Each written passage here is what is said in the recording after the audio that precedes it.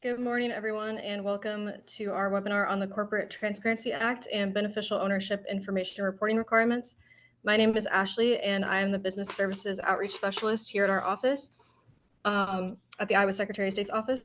I'm being joined by Iowa Secretary of State Paul Pate today, as well as Carl Dietz, our Director of Business Services from our office, and then our presenter today is Eric Tubbs from NIMaster Good PC.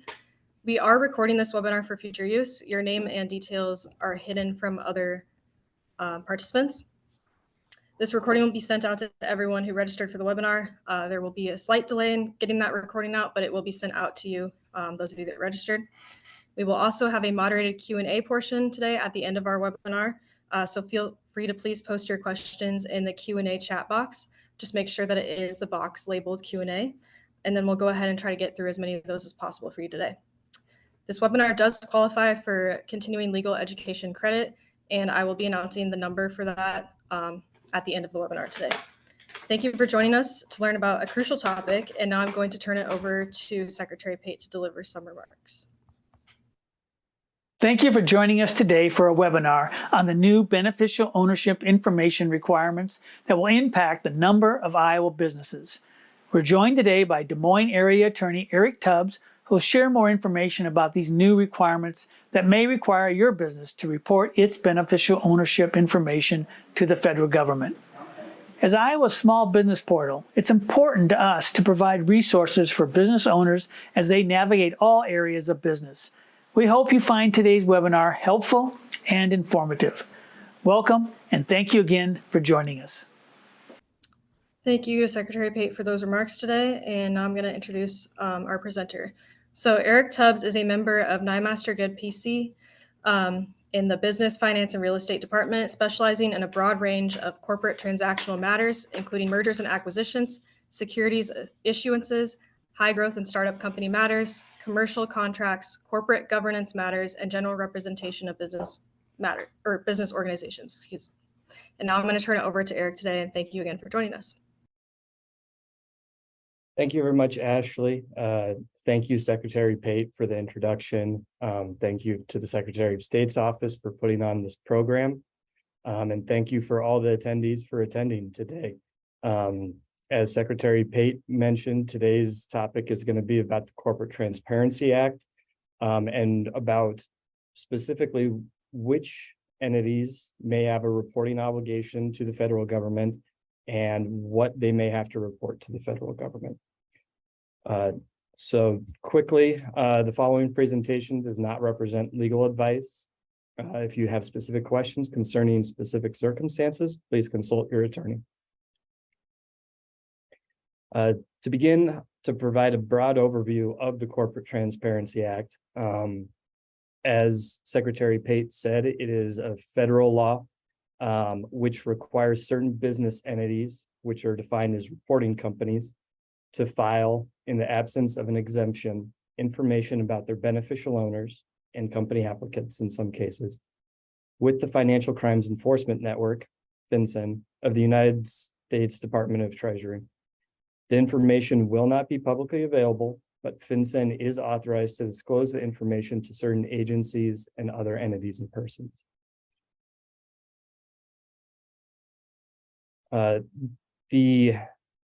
The final rules for the CTA were passed by FinCEN on September 29th, 2022, and the effective date for the beneficial ownership information reporting begins January 1st, 2024. As an overview of what we're going to talk about today, we'll start with a little bit of the reasoning and background behind the CTA. And then we'll delve into the individual components of the act itself, help you understand whether or not you are a reporting company. If you are, who is considered a beneficial owner and your company applicant, and what information needs to be reported about each. We'll also talk about when you need to provide this information, who can use that beneficial ownership information, and the penalties for noncompliance. So I won't spend too long on the reasoning and background behind the CTA, but in general, the reasoning behind the CTA is that Congress felt that there is a lot of bad actors and illegal conduct that is being conducted by these bad actors through the use of shell companies.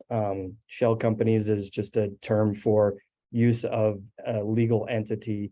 And so what Congress had determined was that it was hard for law enforcement agencies to conduct investigations when a lot of the illegal conduct was being done by corporations or limited liability companies.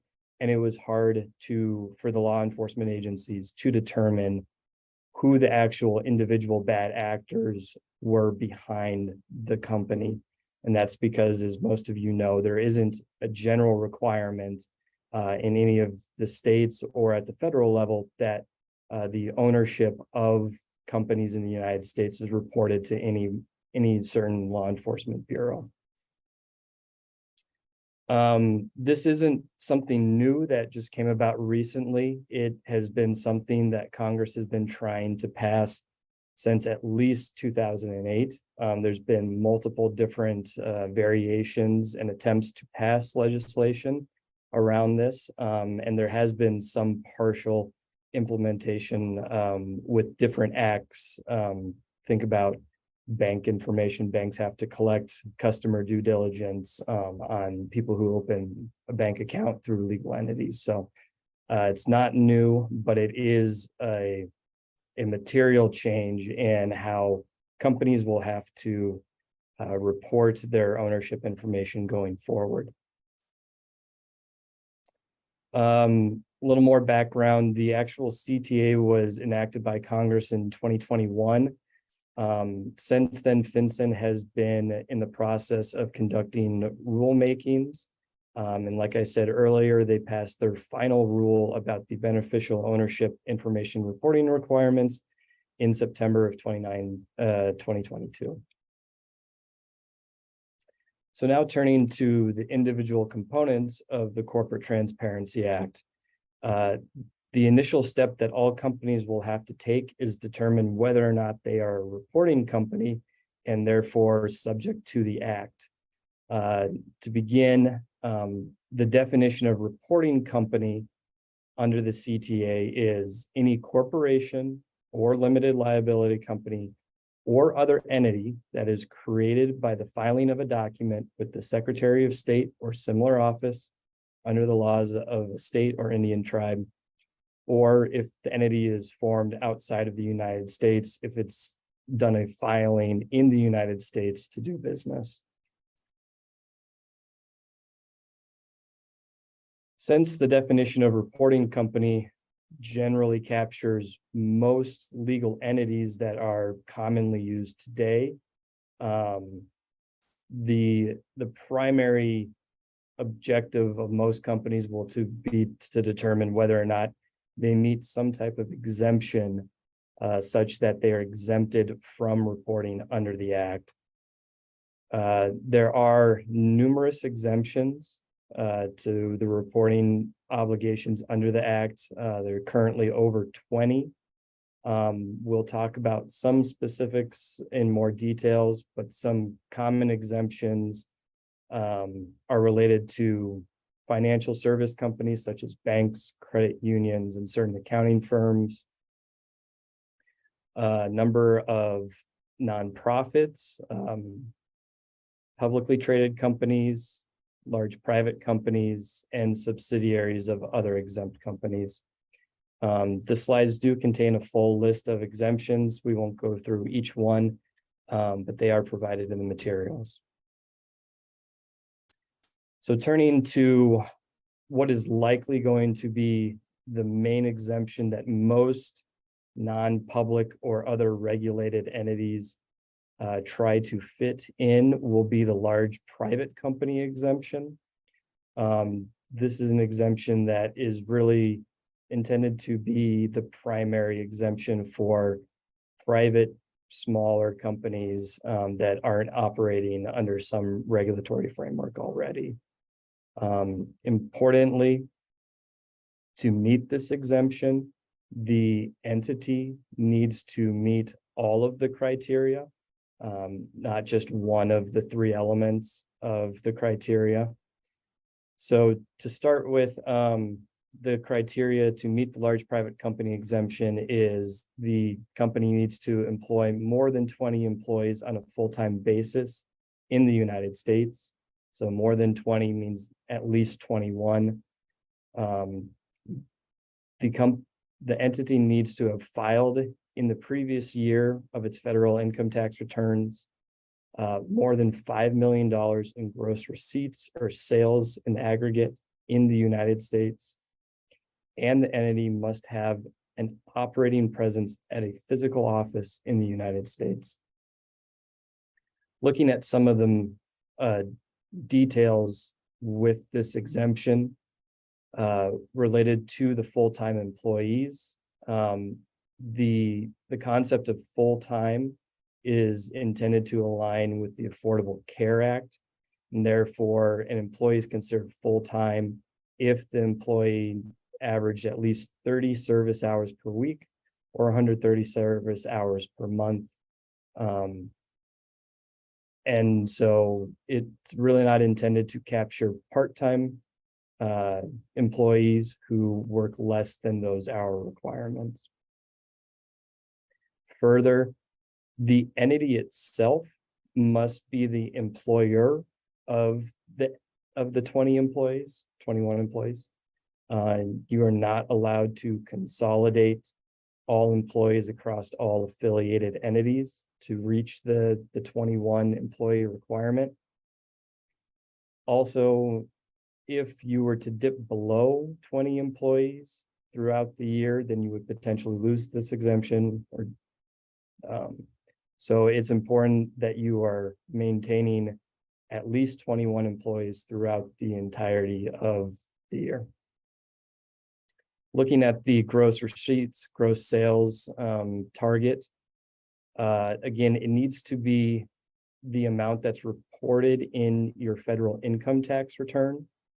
So that would be the document that you're specifically referencing to determine whether you met that 5 million or not.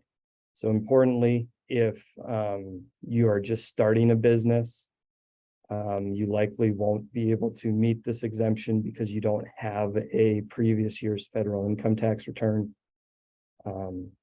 Importantly, unlike the employee requirement, you can aggregate all of your sales across the affiliated entities, but you are not allowed to include any sales that are from sources outside of the United States. Finally, the physical office in the United States needs to be an actual physical office, can't be a PO box, must be owned or leased by the entity, and can't be a shared space unless it's a shared space with that entity's affiliates.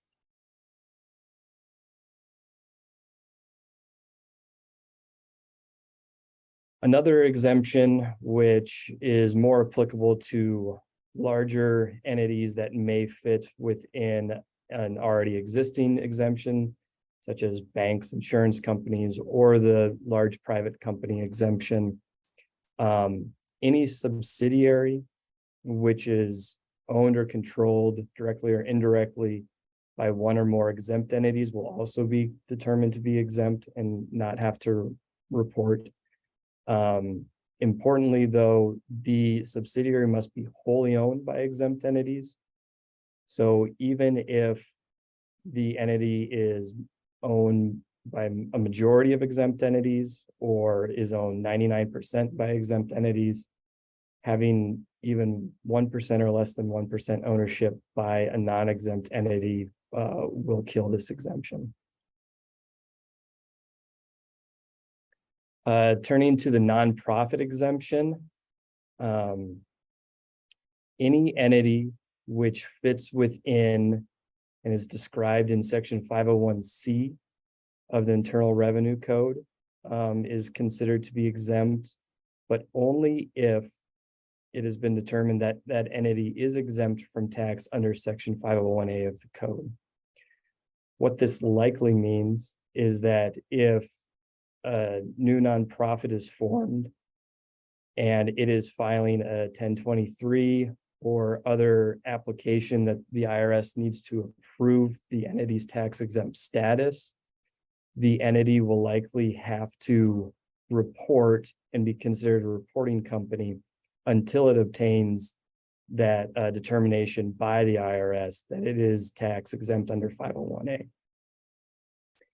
Now, if the entity is able to file a 1023-EZ and get essentially a deemed recognition of tax exempt status, then that entity will likely not have to file or be considered a reporting company. But essentially, all new nonprofits that are formed will likely have to report for at least a certain period of time while they're awaiting their tax exempt status from the IRS. There is also another exemption related to entities which are specifically and solely for the purpose of providing financial assistance or holding governance rights in nonprofit entities, but I won't talk about that in great detail, as I don't think it'll be generally applicable to most people. The following is a list of all the exempt entities under the CTA. Again, I won't spend any particular time going through them.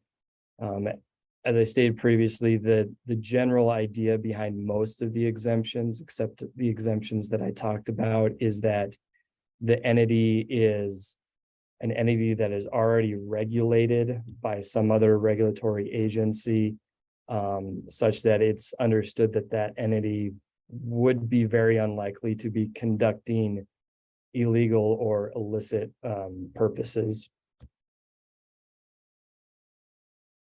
So if it's been determined that the entity is a reporting company, that means the entity will have to report all of its beneficial owners, and in some cases, its company applicants.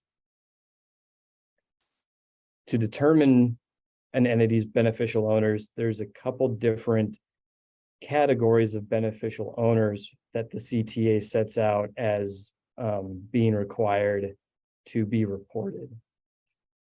The first is any individual who directly or indirectly exercises substantial control over the entity, or any individual who owns or controls directly or indirectly not less than 25% of the ownership interests of that entity. Specifically related to the substantial control prong, there are, again, multiple categories of what could constitute substantial control over the entity. And importantly, FinCEN has stated in many different ways that while these are indicators of individuals who exercise substantial control over the entity, it is not an exhaustive list, and therefore is really up to each reporting company to determine, based on its own unique facts and circumstances, whether or not there is an individual who exercises substantial control over the entity. So certain indicators that will indicate whether a person needs to be reported as a beneficial owner because they exercise substantial control is if the individual is a senior officer of the company, if that individual has authority to appoint or remove senior officers or a majority of the directors or similar body, or if that person has the direction, determination, or decision of, or substantial influence over important matters of the reporting company. Specifically, with regard to senior officers, each senior officer is automatically determined to be a beneficial owner. Senior officers are defined within the Act, and they're essentially are defined as the president, any C-suite officer, including the general counsel or any other individual who exercises similar authority or responsibilities over the entity.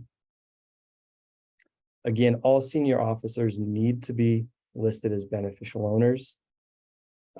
Importantly, the reporting rule did state that certain officers, such as the secretary and treasurer, do not fall within the definition of senior officers and don't need to be reported as beneficial owners solely because of the fact that they are the secretary or treasurer. Reasoning behind that is that FinCEN determined those positions were more ministerial and not necessarily indicative of an individual exercising substantial control. However, if you had an individual who's a treasurer, but also acted as your chief financial officer or had some other control related to the entity, that person may need to be listed as a beneficial owner for other reasons. The second item, authority over appointment or removal of a senior officer, tends to indicate that all members of the governing board of directors would need to be included, as well as if there are, shareholders who have appointment power over directors, they will need to be included as well. It is a little bit contradictory with the ownership requirement, because the ownership requirement talks about needing to have a certain amount of ownership interest to be listed as a beneficial owner. But if a shareholder has the right to vote on the appointment of directors or other important business matters, such as whether or not to sell the company's assets, enter into a merger, other fundamental corporate transactions, things of that nature, it's likely that the substantial control prong will cover all shareholders regardless of ownership interest in the entity itself. So importantly, when doing reporting requirements, a company should look at not just its owners who are over the 25% threshold, but any owner who has the ability to vote on important matters related to the company. With respect to the third prong, again, FinCEN was clear to say that there is no exhaustive list of what constitutes substantial control. But even if an individual exercises control over the entity with respect to certain operating matters, could be maybe a business line president in charge of a business line of the entity, that individual may be considered a beneficial owner, even if they don't have direction or substantial influence over the entire entity itself. So again, each entity will have to look at the specific facts and circumstances of its own individual characteristics and business and determine who could be considered an individual who has substantial influence over the entity. Turning to the ownership interest prong of the beneficial owner determination.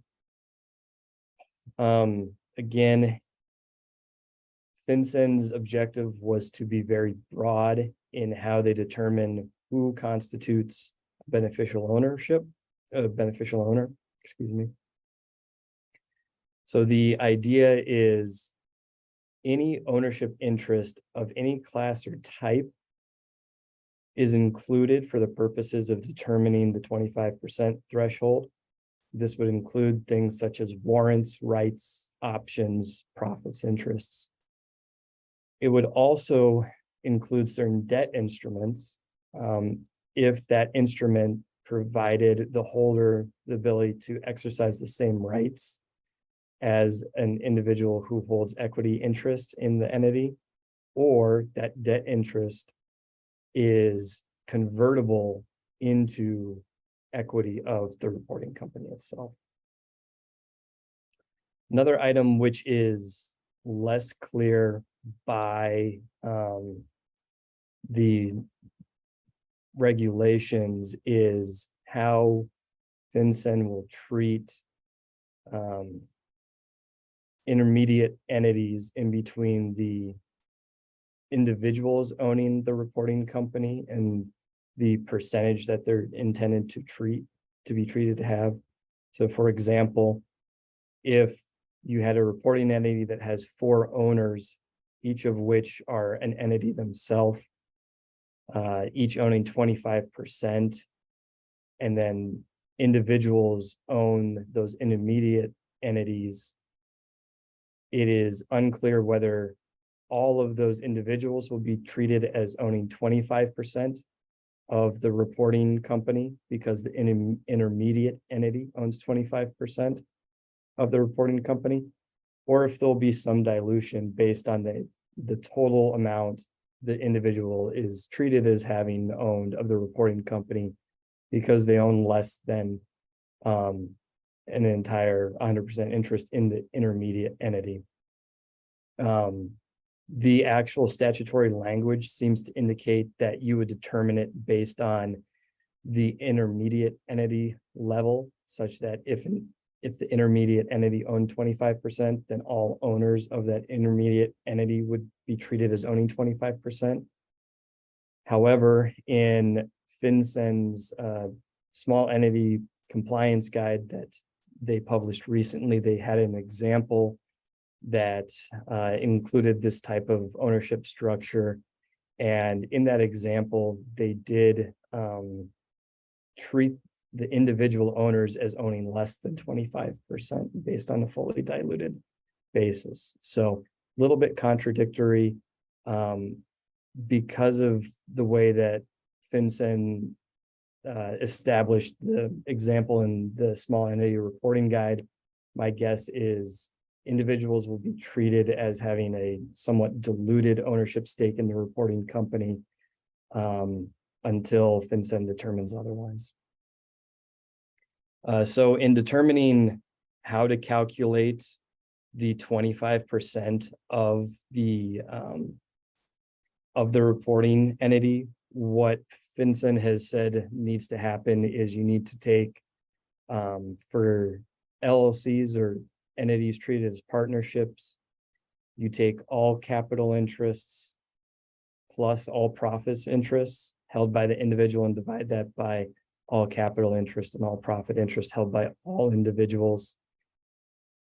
If the entity issues shares or is treated as a corporation, then each individual will be determined to have a 25% ownership interest based on the greater of that individual's voting rights compared to the voting rights of all individuals, or their value of equity in the entity compared to the value of equity of all interests. FinCEN additionally added that if, because of the different types of classes or voting structure, it is not reasonable to determine who fits within the calculation framework, you need to do it on a class by class basis. And therefore you'll have to look at each class individually and do the calculation based on each class. FinCEN didn't provide great guidance on how the voting and equity concept applies to LLCs and other partnerships, but I would think based on the information that I've seen is that the same calculation would apply if an LLC or other partnership had voting and non-voting units.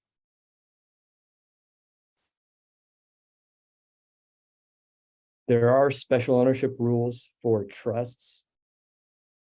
So if an ownership interest in a reporting company is held through a trust, then there might be certain different individuals who are deemed to have that ownership interest, and then that individual needs to be reported as a beneficial owner. So the different types of individuals who may be considered beneficial owners with respect to the trust, which is the owner of a reporting company, is the trustee of the trust, if they have authority to dispose of trust assets. Any beneficiary of the trust who is the sole permissible recipient of the trust income and principal, or who has the right to demand a distribution of or withdraw substantially all the trust assets. Or finally, the grantor or settlor, who has the right to revoke the trust or otherwise withdraw the trust assets. So any one or more of those individuals may need to be reported as a beneficial owner.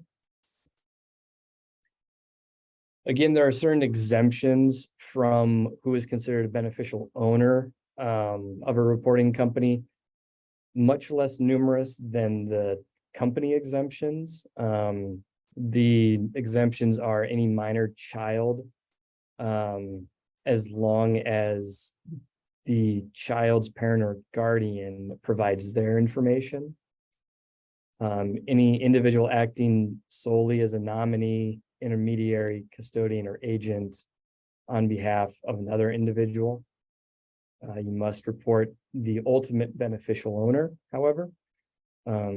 Any individual acting solely as an employee of the reporting person and whose control over the economic benefits of such entity is derived solely from the employment status of that person. However, importantly, again, senior officers must be reported, and if that employee exercises substantial control as determined by the other factors that we've discussed, that individual would need to be reported. Any individual whose only interest in a reporting company is through a right of inheritance. And then finally, a creditor of a reporting person, unless the creditor meets the requirements of a beneficial owner based on substantial control or ownership or control of not less than 25% of the ownership interests.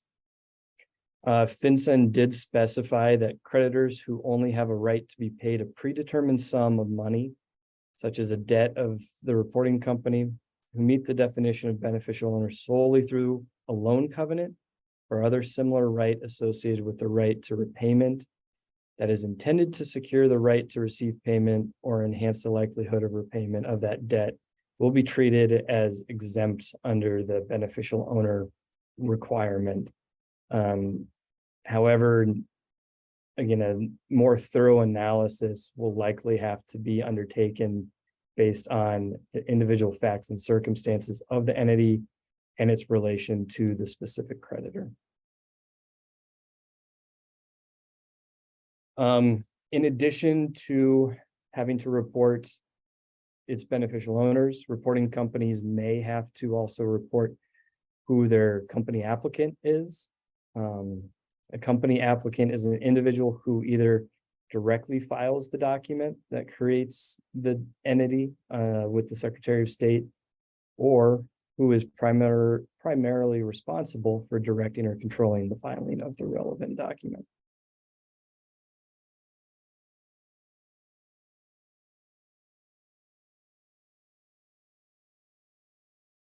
Turning to what information is required to be reported. A reporting company must report the following for each of its beneficial owners and, if applicable, company applicants. Must report each individual's full legal name, their date of birth, their current address. Importantly, that's their current residential address. P.O. box cannot be used. They need to report a unique identifying number, such as from a passport, driver's license, those types of governmental identifying documents. They also need to provide an image of that identification document for which the unique identification number is taken. The reason that I've been qualifying that reporting companies may not need to report information on all of their company applicants is because FinCEN has stated that if the reporting company was formed before the effective date, which is January 1st, 2024, that entity will not need to report its company applicants information. In addition to providing information about the beneficial owners and company applicants, the reporting company will have to provide information about itself as well. It will need to provide its legal name and any trade names that it uses, its address of principal place of business. Again, can't be a PO box, needs to be the actual address of physical residence, the state or jurisdiction of its formation, and its IRS taxpayer identification number.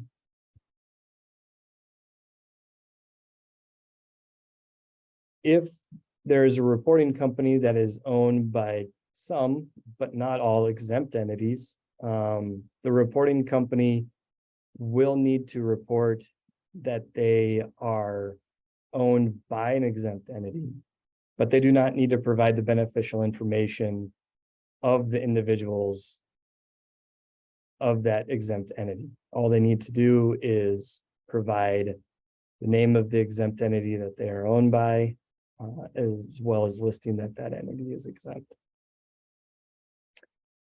Exempt entity reporting. FinCEN has filed a proposed beneficial ownership information report, of which haven't seen it be finally approved yet. But in that proposed report, it did include a reporting requirement for exempt entities to report basically that they're exempt.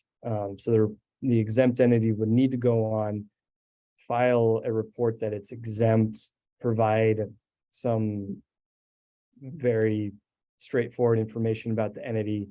I think name, taxpayer ID, maybe jurisdiction of formation, and the fact that it's exempt.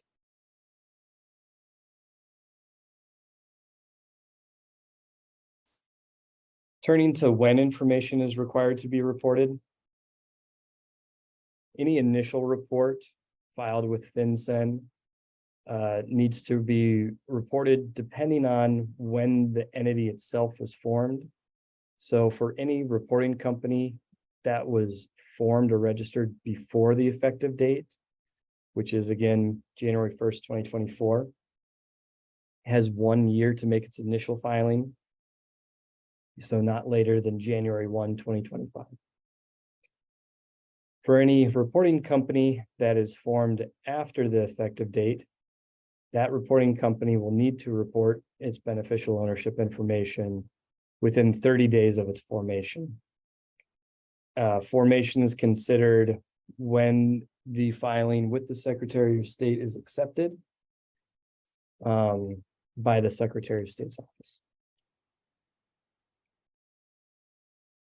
Further, if there is any need to update any information about the beneficial owners or the company itself, importantly, again, this could be anything from a beneficial owner moving to a new home. It could be a change in any of the officers or having a new control person. It could be a sale of the company.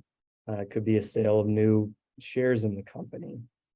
All of those updated reports need to be filed within 30 days of the change. Additionally, if an entity is exempt, but later loses its exemption, for example, it goes below the 21 employee threshold of the large private company exemption, then that entity would have to report its beneficial ownership information within 30 days of losing its exemption. Just briefly on the uses related to the beneficial ownership information. Again, the information is going to be housed in a database by FinCEN, supposedly secure and encrypted, and cannot be accessed by the public or any other person. FinCEN, however, can share the information to certain agencies, as well as other entities for certain specified purposes. So, for example, FinCEN can share the information to federal agencies engaged in national security or law enforcement, can also share it with state, local, and tribal law enforcement agencies, as well as foreign law enforcement agencies, financial institutions who have obligations to do customer due diligence. They will likely be able to have use or access of the beneficial ownership information, as well as other regulatory agencies such as the Treasury Department, IRS, things of that nature. So penalties for non-compliance. Importantly, these are the stated penalties. Because no one has filed or failed to file with FinCEN yet, we have no kind of guidance on the enforcement around these penalties yet. And so we may learn a lot in the future about how strictly FinCEN will be enforcing these penalties and how they will be enforcing them. But the Act does provide for both civil and criminal penalties. Civil penalties are up to $500 for each day that a violation continues. Criminal penalties can be fines up to $10,000 and possibly 2 years of imprisonment. Importantly, the penalties would be asserted against and the responsibility for the actual reporting company, since they're the ones with the reporting obligation, which is different than other acts where the obligation is more on the individual of themselves. So any civil penalties or other fines could be leveled against the reporting company. They can also be leveled against any of the senior officers of the reporting company. Importantly, FinCEN does provide a safe harbor that allows for corrections to inaccurate information submitted to FinCEN. Any updates to inaccurate information can be provided 30 days of becoming aware. However, if the update is more than 90 days past the filing, then the safe harbor doesn't apply, even if the entity or the officers only become aware of the inaccuracy after the 90-day time period. So the safe harbor, there is a safe harbor. It's not overly helpful in a lot of cases. Lastly, before turning to questions, here are a few resources that FinCEN has provided, which hopefully will be beneficial to both companies trying to determine whether or not they have reporting obligations, as well as legal practitioners helping their clients. So there is a small entity compliance guide, which is very helpful, as well as frequently asked questions that FinCEN has been posting to their website. So with that, that is the end of my presentation. I know Ashley has a brief statement as well, and then we can turn to questions. Yeah, thank you, Eric, for that great information. And I will now talk about something really quick before we turn it over to the questions. And I'll also be posting the links to those resources that Eric just mentioned in the webinar chat as well, so that you can all have those. But just wanted to say, please know it's not uncommon for people to target businesses with mail or other materials that appear legitimate that are not in any way affiliated with the state or federal government. So when reviewing mailings or other materials that you've received to determine if they're from an official government agency, please be sure to look for formal office names and addresses of government agencies on the document. as well as the use of the term .gov if a website is referenced. Additionally, FinCEN has assured that there will be no fee to business owners for submitting their beneficial ownership information reports to them, so please keep that in mind as well. If you're unsure of whether mail or other materials that you've received in another format are legitimate and from a state or federal government agency, please contact the government agency to ask before taking any other action.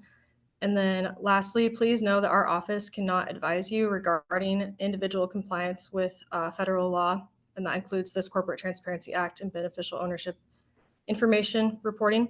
So please refer to the resources on FinCEN's website for more information. And then if after that you do have questions about your specific situation or business, please reach out to FinCEN directly or to your own legal counsel. And again, thank you so much for joining us. We have quite a few questions today, which is good. I'd like to see that engagement. I know that we will not be able to answer all of them, but I'll go ahead and just start. I was gonna say, I'll read through them and kind of respond as best I can in the time allotted. First question says, would penalties be for failure to report new address for beneficial owners, even if they don't tell the reporting company?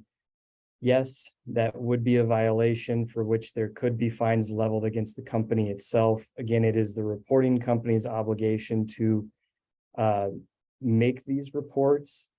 So even if the individual doesn't tell you, it could potentially result in a fine against the reporting company.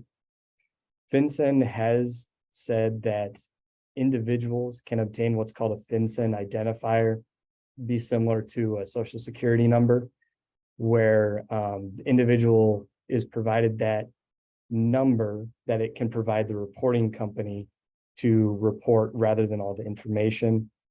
The individual would have to provide the same information to FinCEN to get the FinCEN identifier. But at least in that way, the company's obligation would be providing the FinCEN identifier. And then that way, the obligation to update information related to the FinCEN identifier would fall on the individual themselves. So that's one way that entities could try to help with that burden. Still doesn't necessarily mean that the entity won't end up being fined as a result of having changes that it's not aware of. Whose responsibility is it to file the necessary information reports? Again, it's the reporting company's obligation to do the filing.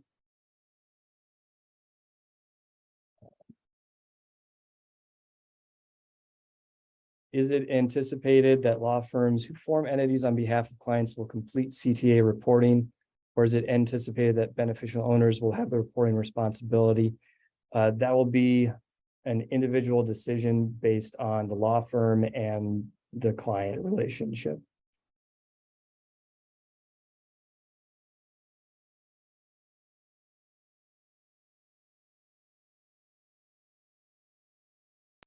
Hey, Eric, really quick. I think it'd be helpful if while you answer the questions, you click on the answer live button. And then once you answer them, it'll then prompt you to put that into the answered section. So that way it's easier to kind of sort through the questions there. Thank you. That sounds good. Do all companies except those exempt companies need to report? If no beneficial owner, do I still need to report? So again, you would have to be considered a reporting company under the definition of the Act, which means that you're a corporation, LLC, or other entity that is formed by the filing with the Secretary of State's office or other similar office. Each entity will have a beneficial owner, whether it is due to the ownership prong or the substantial control prong. No entity will have no beneficial owners.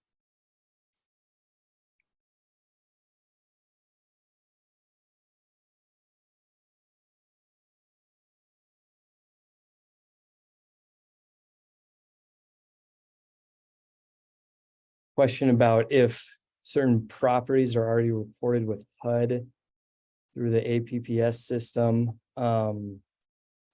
I don't recall seeing an exemption for anything related to HUD. Again, consult your individual attorney on whether or not there's a specific exemption related to that.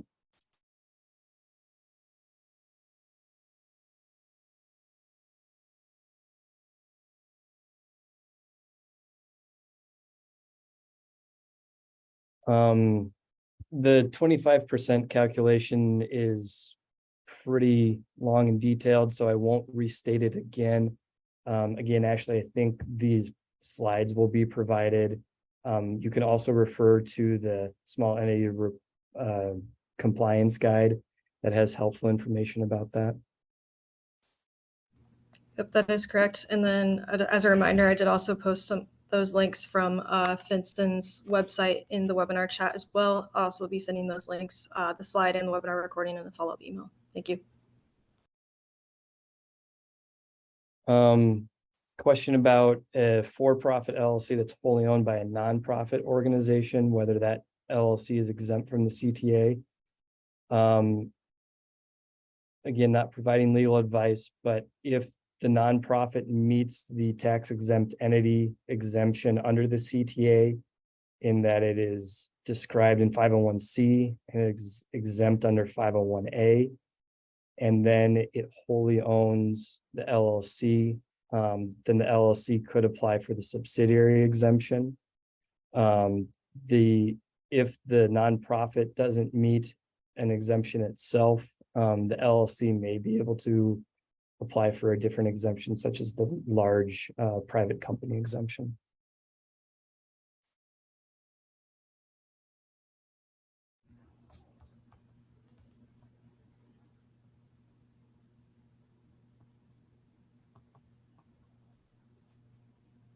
Eric, we have a good question here about the deadlines. I'm trying to find it again. It got kind of buried here. Okay.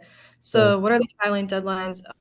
It takes effect 1/1/24. So are all reporting entities required to report by then, or will it be by a certain date in 2024? Do you want to kind of cover that?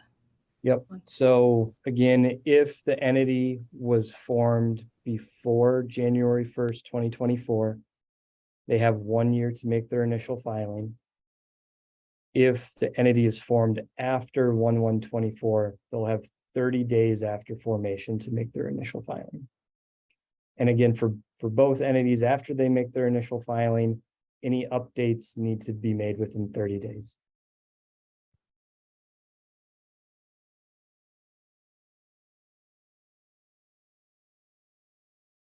Good question about what form needs to be used to report the beneficial ownership information and how to get a FinCEN ID. FinCEN has not opened the process to file ownership information reports with it, and it won't do so until January 1st, 2024. It will be an online form, so likely there will be a portal on FinCEN's website where the reporting will be conducted. Similarly, you cannot obtain a FinCEN identifier yet, but again, you likely will be doing so through a portal on FinCEN's website.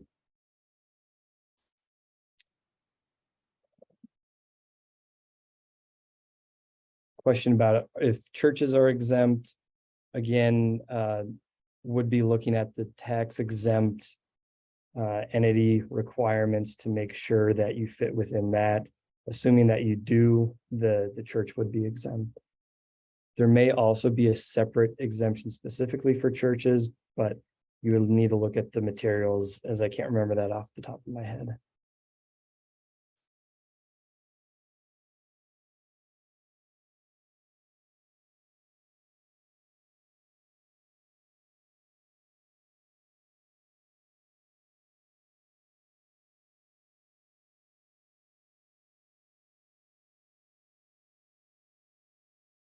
Question about insurance agencies, if they're exempt. I know that insurance companies are, insurance agencies might be. Again, consult your individual attorney to look at the specific exemptions.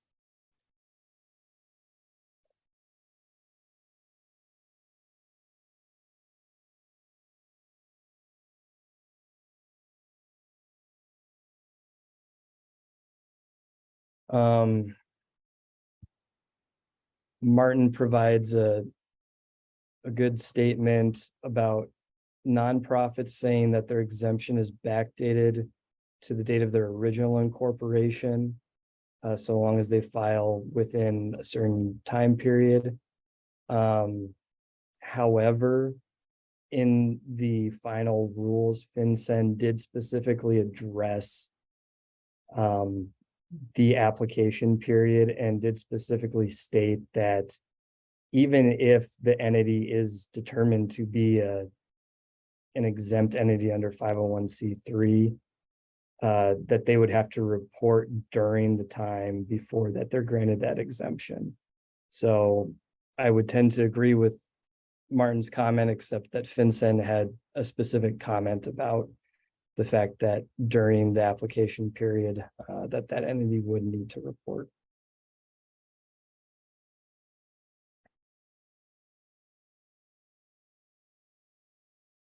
A good question about sole proprietors.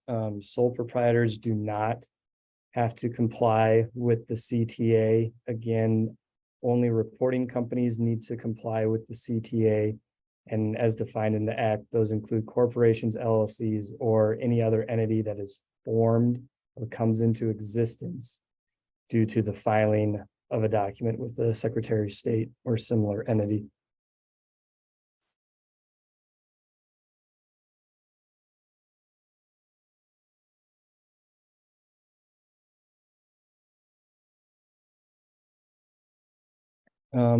Good question by Amber about if there's any penalty for filing a beneficial ownership report with FinCEN if you question whether or not your entity is required to file.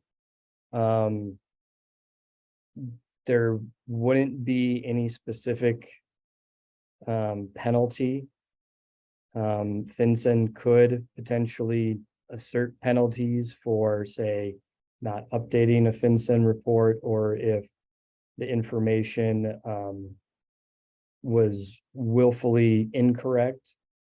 That being said, the individual entity likely would make the argument that they were exempt from the reporting obligations. But again, because we don't have any guidance yet as to FinCEN's enforcement of the Act, it's unclear whether or not that argument would carry weight or not.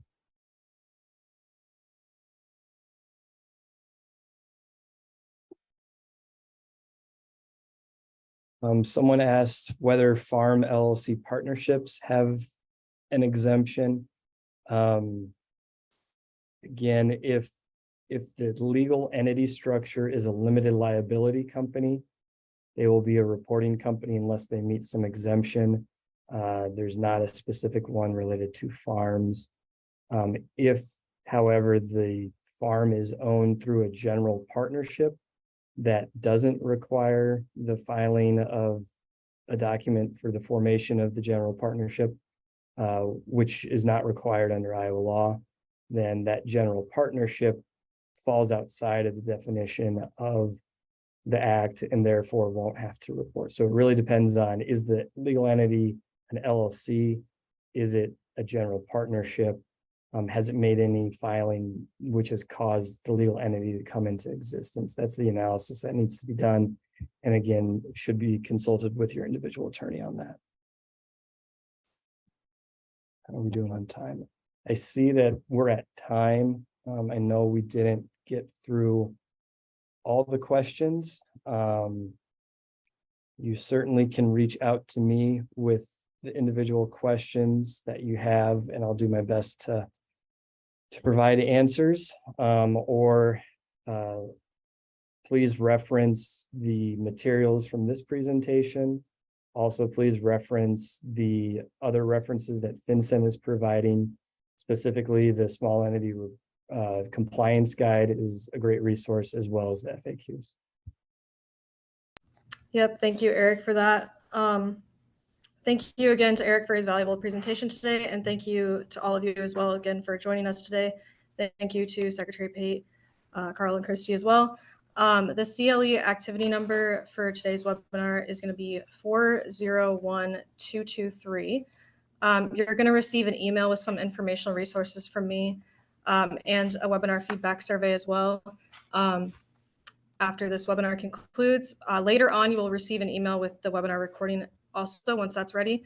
I will go ahead and include the links to FinCEN's website and that information that I posted in the chat in that initial follow-up email as well. So thank you again, and we hope you have a great rest of your day.